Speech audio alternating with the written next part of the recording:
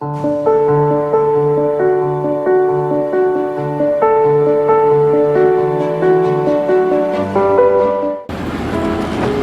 sahabat dan penonton yang terkasih dalam Tuhan Yesus, semoga Anda dan kita semua diberikan kesehatan selalu. Pada hari Minggu Paskah ketiga ini, dalam Injil Lukas bab 24 ayat 13-35, kita diajak untuk mengikuti perjalanan dua murid yang pergi ke Emmaus.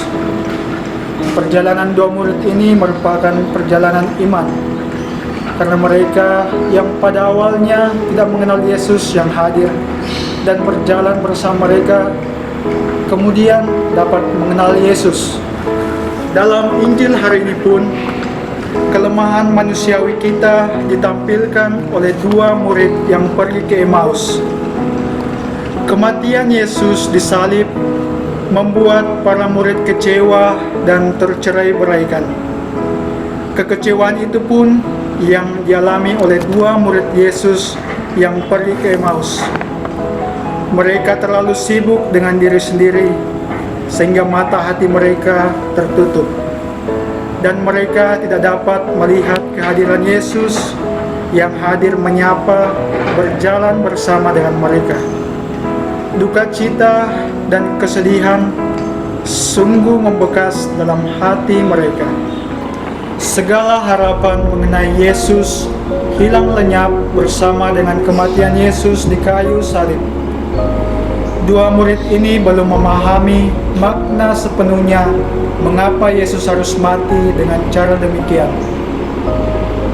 Lalu mereka pun kemudian dikejutkan dengan berita kebangkitan Yesus yang dinyatakan oleh para perempuan.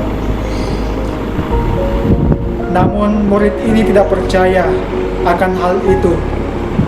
Malah keputusasaan membuat mereka memutuskan untuk kembali ke Emmaus.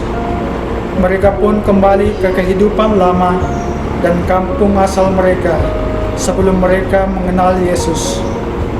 Mimpi mereka bahwa Dialah Mesias yang mengubah dunia telah lenyap.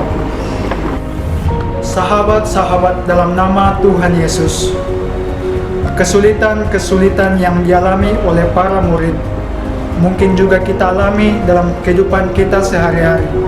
Misalnya, kita ditolak, kita dianiaya, maupun kita mengalami ketidakadilan dalam kehidupan kita sebagai orang beriman.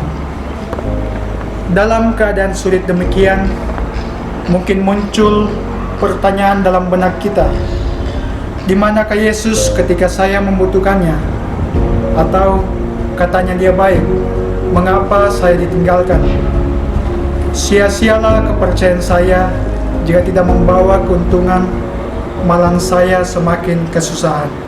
Para sahabat-sahabat dalam nama Tuhan Yesus, kita kerap kali lupa di tengah semua kesulitan dan pengalaman pahit yang kita alami, Yesus masih setia berjalan bersama kita.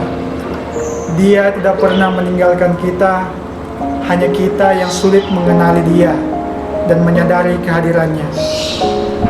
Di dunia yang sedang mengalami wabah corona ini, kehadiran Tuhan pun nyata melalui para tenaga medis yang senantiasa berjuang demi mereka yang terinfeksi virus. Di tengah keluarga pun, kebaikan Tuhan nyata dalam kehadiran anggota keluarga ataupun teman, sahabat yang senantiasa mencintai dan mendukung cita-cita kita dalam situasi sulit yang kita alami. Sahabat-sahabat dalam nama Tuhan Yesus, kebaikan Yesus selalu nyata dalam hidup kita masing-masing. Tuhan selalu menyertai hidup kita saat ini hingga selama-lamanya. Maka dari Injil hari ini kita dapat memetik beberapa permenungan yang dapat kita renungkan bersama. Yang pertama, keterbukaan hati kita dibutuhkan untuk menyadari kehadiran Tuhan.